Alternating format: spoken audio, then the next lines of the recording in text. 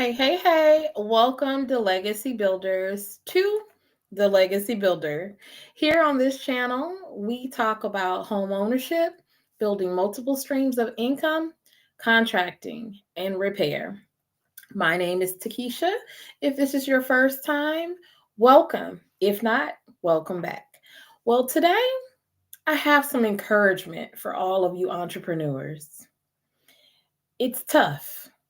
Every real entrepreneur knows if you don't work, you don't eat.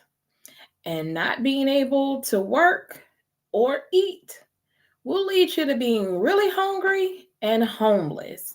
Today, I'm going to share with you a video of a young man who had session in. We're inside the whip today. Want to change the scenery. Y'all said y'all wanted to know the story of how I went from homeless to a private chef. So before we begin, I'm gonna need you to like the video, subscribe, do all that other good, amazing shit that you do every week. Follow me on TikTok, everywhere, Instagram, all that other shit, at the Session CA. So we just did over 1 million views on TikTok, so it's lit. Homeless to entrepreneur, y'all. It's kind of hot outside, damn.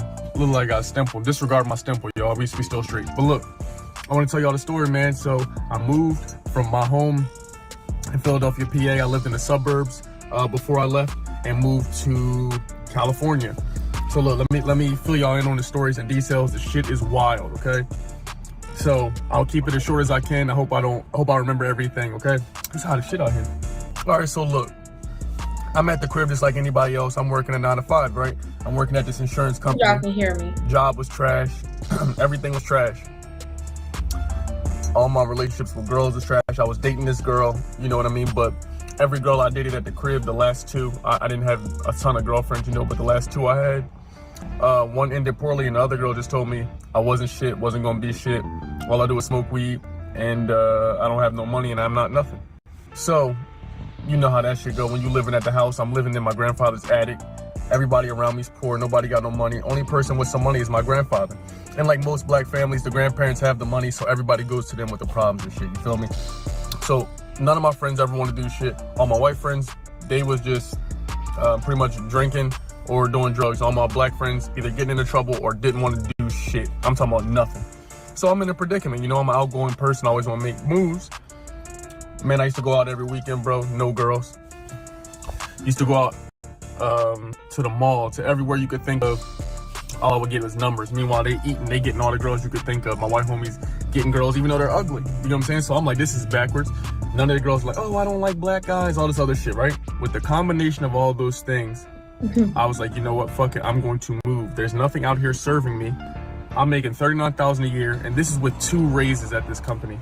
I'm gonna leave the company nameless for right now, but there will be newer people that start working before me, and they would already start at $40,000. So due to inflation, every new member or new person that we saw or that the company hired made more than me. And everybody I worked with was old. You feel me? I'm the youngest nigga in there, besides the new hires. So look, simple and plain, I'm like, yo, bro, I'm moving. I'm not fucking with this shit. I told my job, hey, look, I want to move to California. You know, you already let people kind of work remotely from time to time. This is like 2016. They're like, okay, bet, because look, this is how you gotta play the game, y'all. I didn't like the job, never did, never give a fuck about it. But I knew I needed to keep my numbers within the top 3. As long as I'm in the top 3, top 5, they can't ever criticize me, say shit about me, come to my desk, bother me, talk to me. I used to talk to nobody, bro. I used to see how long I could go in a day without talking to nobody. And obviously y'all know it's not necessarily good or whatever, especially when you're working at a company setting, right? So the job's like, okay, yeah, you can move, bro. We want to monitor your numbers every 3 months. So I ended up getting cool. One of my managers, they were a bit younger. They knew the vibes and knew what I wanted to do. My manager at my job was this older white man, and he used to always fuck with me. And he knew I rapped, right? So he would hold it over my head and try to blackmail me and say, you know, oh, I see you rap, you should make a song about this. Is this the reason you're not in the first place? Because I see you smoking on the video, or because, you know, just in my personal life, meanwhile, my numbers are just fine. Long story short, I tell my family, I'm like, yo, I'm moving. But you know how everybody do. They like, oh, you not going, bro. They just think you saying words and shit. Time goes, months go by, I'm checking in. Months go by, I'm checking in. Then my family starts to be like, damn, this nigga really might move, you know? We get down to the last month. Bro, I want y'all to keep in mind, I had a roommate from college who already lived in Cali, okay? He was already from like, I don't know, the Bay somewhere, right? He like, yo, we're gonna live together. I'm like, bet. I needed a plug anyway, right? But this is gonna be very important, so keep that in mind for when we bring him up later. I'm already knowing where I'm gonna live. I'm like, hey, I'm about to get a place with my roommate. I'm talking big shit, you hear me? We have a going away party. And guess what? When you believe we have the going away party, it starts to get real. None of my Caucasian friends show up. Only just, my black homies that showed up, and maybe not even all of them, you feel me? Maybe like, I'm talking about you talking about like 10 people max, right? So I'm doing my thing. And then I remember my friend saying, how the hell you gonna make it in Cali when you can't even make it here? You live in your grandfather's attic. You know, niggas is roasting, just joking around, but I remembered that shit and I took it to heart. So I get on my journey, y'all. Man, I'm so excited. I remember I woke up early that day. I drove to California from Philadelphia, you feel me? Wow. And my other Honda. So I wonder how long I'm about that to drive. drive I is. tell my grandfather, we get a nice little deep hug. I say bye to my family. I told y'all I'm out. Boom, and I'm out. I get to driving. Okay, so I drove to Cali with my cousin and with his girlfriend at the time. Man, I'll never do it again. I drove, this shit took us like almost 3 days, right? Yeah, that's what I was gonna Man, say, I'm y'all. telling y'all, bro, I'm driving this shit. I drive for Georgia. 14 hours straight. I asked my cousin to drive. He drives maybe 2 hours. He gets tired. No worries. His girlfriend says she won't drive. I say, bad, let's get it. But you know me, my awareness is 99 overall. overall. Road trip with somebody else. So I'm watching her. She's driving the shit, and she damn near crashes and kills us. We almost wake up in heaven. I had to tell her, nah, you're done. I drive the entire rest of the way to California, but it helps to have good open mindset because I was able to stop in Denver, crash at one of my homies' cribs. I was able to stop in Chicago, chill at my other homie's crib, all for free. You dig what I'm saying? Got good weed and everything for free because you gotta have good energy and people fuck with that. Long story short, I get to Cali. Boom, we get to Cali. I'm like, man, this is amazing. I have a brother who lived in Cali, right, already. My cousin and my brother already lived there. But when I went out to move with my brother, when I went out there, I'm thinking of my brothers as like a backup plan. Okay, I got a place to lay my head because I'm about to move with my roommate, from college. Man, I get down there, the roommate from college, this nigga act like he don't want to answer the phone. He stopped answering the phone on the kid. He stopped responding all the way. We applied for maybe one home, and then this dude just stopped answering me, left me to dry out there with nothing to do. So what I do, all my clothes are in trash bags. All right, so look, I don't want to seem like I'm rambling, but I got to give y'all all the details so you understand all the characters in the story and you understand how this shit is moving and you understand the background of why I even left in the first place and what was going on. Boom. So I'm in Cali right now. I'm driving, I'm excited, but I got there at nighttime. My cousin at the time, bro, this is the weirdest setup. They lived damn near in 2 garages. Hey, okay, the owner was this like Latina lady, I think she's Mexican, and she had like 2 kind of garages or sheds damn near, and my brother stayed in one and my cousin that stayed in the other one, right? And in Philadelphia, you don't really have shared spaces like that. Man, I had all my clothes in trash bags. My bro said I can stay, right? All my stuff in trash bags. But you never believe it, I'm as happy as I can be. I'm as happy as I can be, you feel me? I'm outside, so y'all gotta, this is outside noise. I'm still smiling, cheesing every day because look, I still got the job. So I still got a chance to make some bread, right? So what I do, this is how I get to it. I end up having to live with my brother in the garage. All I have is I either sleep on the floor or I sleep on the futon. I'm too big for the futon, so I sleep on the floor. He had one extra blanket. My bro had one spoon, one fork, one plate, you feel me? But look, I'm used to cooking and doing what I want, right? So I'm like, how can I leave and become the #1 private chef? This is the goal I had, the highest paid private chef in Cali. How can I do it? You know, that was my whole thing. So when I get down here, I'm happy, bro. We got good weed. The girls look better than usual. The weather is fucking, at this time, was terrible because it was just rain. This was the first time it happened. The first 2 months I was here, rain every day. I'm telling you, it was like the Amazon. So it's hard. You can't bring girls to the crib. You can't bring friends to the crib. You don't know any people. You know what I mean? Because I'm living in a damn garage. You feel me? But look, I'm living in Oakland. So I'm in Oakland. I'm talking about the super hood. But from the time I am there to the time I end up leaving, 2 people I end up meeting get shot. Oh my God. Right? So I'm like, man, all right, but I'm still happy as shit. I'm going to places I never did, burrito places, all this other shit, right? The next series of events that happens changed my life forever, okay? What happens is the universe starts to open up because I keep saying everything I want. I keep saying everything I'm going to do, and I keep saying how I'm going to change this and become a private chef. While all my clothes are in trash bags and having a nap in the whip, if my brother's at work or he's not home with the key or something like that, you know what I mean? It's raining every day. I'm sleep. You know, this shit is weird, man. You know what I mean? I'm not eating balanced diets, but it's still all good. So the next things that happen is I'm working every day, my laptop, but I'm bullshit working. You know, like I said, I just want to stay in the top 5 so they leave me the fuck alone until I can quit. I'm working, doing my thing. I would half-ass do the job, but I'm still making the numbers. And so the whole time I have my laptop here, I have my iPad out, but I'm applying to every chef job you could think of, every personal chef job they have, right? End up getting the chef job. That's my private chef. Man, I told you, this whole still time, remember, keep in mind, this, or my roommate from college who I was supposed to live with, still keep in mind, he never ended up responding. He never hit me back up. So I'm on my own. So I go to these job interviews, right? I go to the job interview, I'm telling you, listen to how this shit aligns, right? Again, I still have no crib. And I'm not even a full personal chef yet. All I did was work at restaurants in the past. I worked at some fine dining, but I decided to go corporate because I got a bachelor's in marketing. So associates in culinary, bachelor's in marketing. Right, so I wanted to do the private chef shit, but I want to know how to market myself. I still want to be able to put on a suit and make a ton of bread. Bro, I get to the one interview, the lady's like, okay, hey, we run this company where we'll send you the locations, you'll cook, blah, blah, blah. I'm like, bet. She said, hey, can you come here and can you show me a test of what you can cook? I'm like, say no more, it's easy. Boy, I go over there to the lady's house, I buy all the ingredients, I buy all the stuff, I go cook for the lady. Her family, her house is beautiful. She's like, oh, this is delicious, man. I love your food. I love your personality. I love how you look.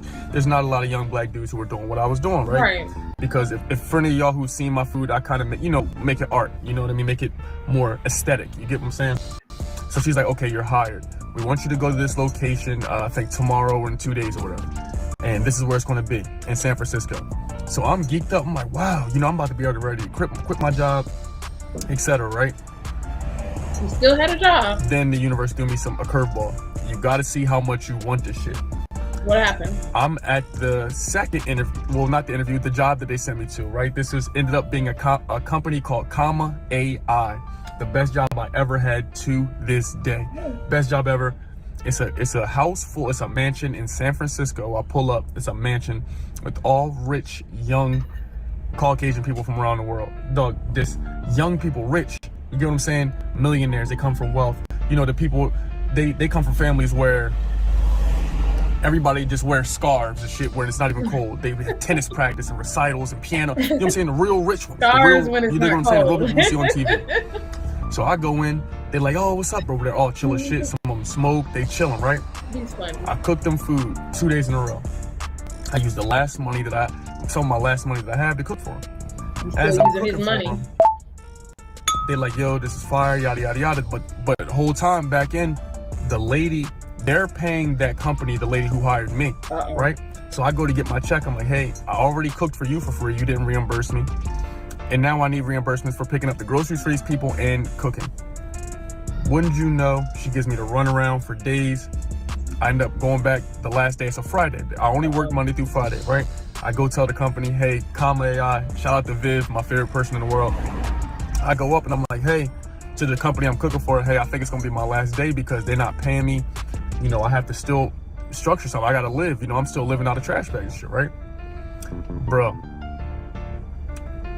everything else that just happened is just fire. I go to the place. I go call the lady. I'm like, hey, I can't work with y'all no more. Like, this is out of hand. Y'all not paying me because and then she gives me a check. I take it to the bank. This shit bounces. Wow. It bounces. I never had this happen before. So I had money in my account, but then when it bounced, they took the bread out of my account. So now I'm left with no money, right? But instead of bitching, I roll one up. I'm just on the couch chilling, right? Never forget. I get a text 2 days later while I'm looking for some other jobs. Viv texts me. Vivian, love you, Viv. She texts me. She say, hey, what happened with you in the company? They sent some other lady here and she's trash. Apparently they sent another young lady to replace me when I quit that company. And she ended up cooking them canned food. All she did was do a bunch of canned food and food that she made at her house and brought. They weren't fucking with it. They didn't like the presentation. They didn't like the taste. None of that. So this is how crazy the universe works. That lady was only giving me, she might have given me $100 for the whole week, right? Mm-hmm. How crazy is this? Now that company is like, we pulled her contract from them. We're not going to work with her anymore. How would you like to be our personal chef directly? And we'll pay you $1,100 to $1,200 a week. Look at that. Nigga, I was just making $1,100 for 2 weeks back at the house. And I'm having to work 10 days, 10 out of those 14 days, I'm having to work 8 hours a day. This job, I literally only have to work. If you include my commute, I'm working maybe 3 hours a day. From San Francisco to the grocery store, from the grocery store to their house. It was the simplest and most beautiful thing ever. Man, that formed a relationship of me becoming a private chef, right? So now we still need somewhere to live. Man, this is the next thing that happened. It all happened within days. This is gonna be crazy. Hear me out.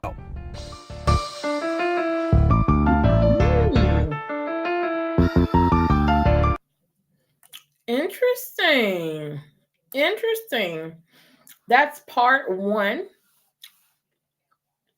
And I'm intrigued. What about you guys? Like, literally, it's amazing to know that one, he was persistent, willing to take this opportunity, even though he didn't know that it was going to lead to anything great. Perhaps he was manifesting it. What do you guys think? And then two, that even though he didn't have any money to spare, he took a leap of faith and invested in his dream. And though it didn't work out initially with that original company, he did such great work, which is a testament to always doing your best at all times, because you don't know who's looking and you don't know what opportunities can come from that. This young man did that, and now his company, not the company he was working for, but his company, gets the contract and is now a private chef. Look at that. I mean, I love to hear stories like this. Absolutely love to hear stories like this, because sometimes it's difficult to be an entrepreneur and to take a leap of faith, and you have a lot of setbacks, but in this situation, just like so many other situations, persistence definitely pays off. I hope you guys enjoyed that story. Just in case, I'm going to make sure to share the link for him. It looks like it's called How I Went from Homeless to Entrepreneur, My Journey Here. And his name is The Session. So I hope you guys enjoyed this lunch session with me as I ate and as our private chef went from homeless to an entrepreneur. Thank you guys for joining me. Take care.